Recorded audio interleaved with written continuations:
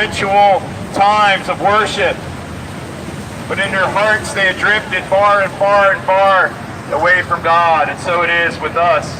We have some kind of belief system, but we have drifted far and far and far away from God. Jesus said this to kind of, summarize it. We profess God with our mouth, but our heart is far from Him. The devotion of our being is far from Him.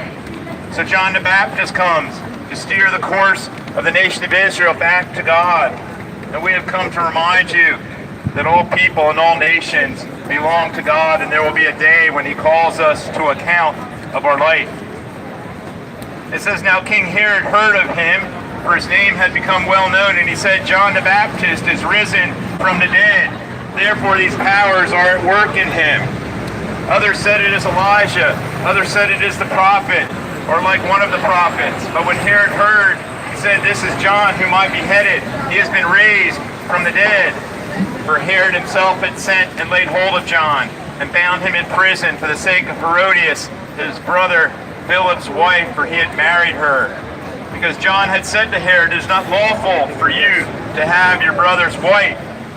Therefore Herodias held it against him and wanted to kill him, but she could not, for Herod feared John, knowing that he was a just and holy man, and he protected him.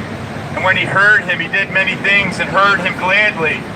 Then an opportune day came when Herod on his birthday gave a feast for the nobles, the high officers, and chief men of Galilee.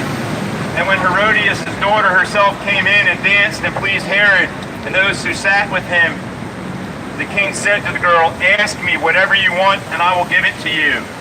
He also swore to her, whatever you ask, I will give you, up to half my kingdom. So she went out and said to her mother, what shall I ask? And he said, the head of John the Baptist. Immediately she came in with haste to the king and asked, saying, I want you to give me at once the head of John the Baptist on a platter. And the king was exceedingly sorry, yet because of oaths and because of those who sat with him, he did not want to refuse her. Immediately the king sent an executioner, commanded his head to be brought. And he went and beheaded him in prison, brought his head on a platter, gave it to the girl, and the girl gave it to her mother. When the disciples heard of it, they came and took away his corpse and laid it in a tomb. So here we have this kind of bizarre story of this king that's in power. And because he's in power and he has authority, he can basically do what he wants. So he moves on and in on his brother's wife. And because of his position and because of maybe his good looks or his wealth, he seduces his brother's wife and he marries her. We would call that adultery. That's what the Bible would say. When you look at a woman with lust, you begin to work on how you can reach her and captivate her and take advantage of her and make her yours. And this is what the king did. And it was not right for the king to do this. So this fiery prophet, John the Baptist, comes, and he does not fear men like we do. We fear the opinions of one another. We dress certain ways because we don't want to be looked down on. We go to certain places and do certain things because we don't want to feel like we're strange or weird. We want to just belong. So we cave to the pressure of men and women and their opinions and what they think. So we do it with the things of God. Oh, if I get too serious with God, my friends will make fun of me. My friends will laugh at me. They'll think I'm foolish. That's a crazy idea, but that's how we think. It's what kept me from God for a long time as a young man. What will my friends think? What will my group of guys think? What will my family think? In fact, when I began to pursue a relationship with Jesus Christ, my parents thought I was a fanatic. They wanted me to go get counseling. And I know that thought might pass some of you folks' minds. Crazy Americans that need to get their head checked. Well, we got our head checked, and our head was in the wrong place. Our head was into this world and what we wanted, and all we were headed to is death, the same as you. Every day you live, one less day. Every weekend you have, one less weekend. Every year you live, one last year, headed to the day of your death, not knowing how, when, why, or the circumstances that'll bring it. But John came and he preached. And John was not afraid of the king because he loved God more than the king. What do you love the most in your life? That will be the test. That'll be the test someday of what you love most in your life. Because what you love most in your life is called an idol. It's called an idol. See, if you love the Lord your God with all your heart, soul, mind, and strength, the creator of heaven and earth, if you love the glorious Lord Jesus Christ who came through the Jewish people in God's appointed promise and plan, then you worship the right God. See, there is a right God.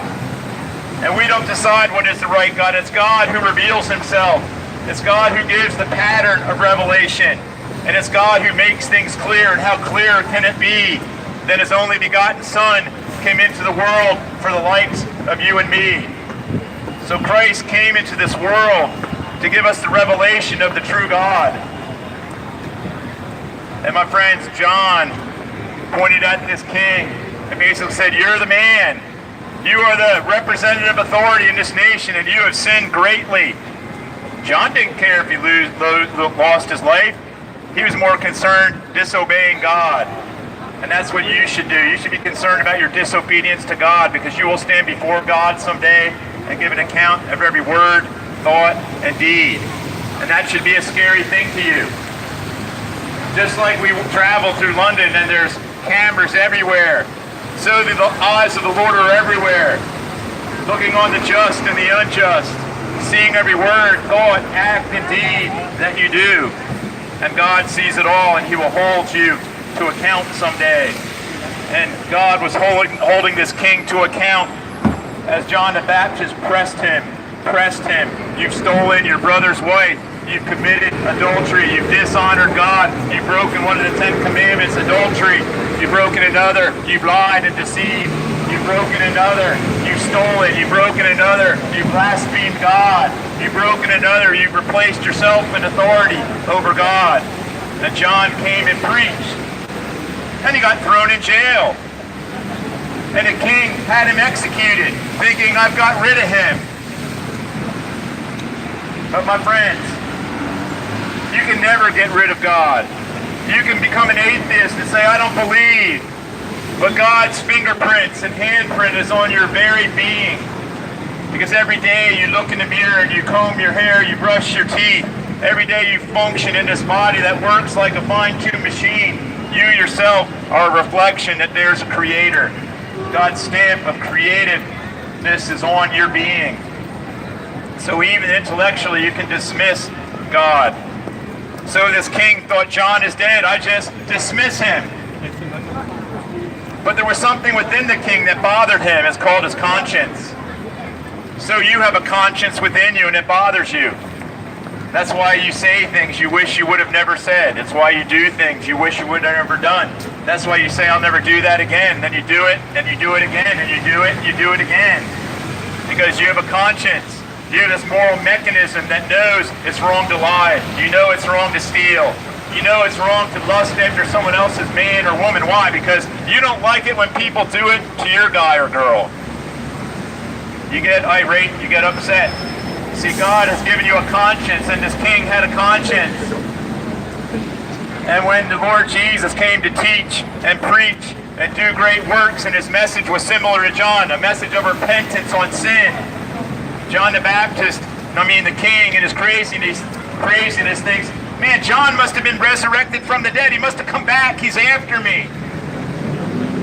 My friends, the Lord will pursue you. It is a Lord that seeks us. We don't seek him.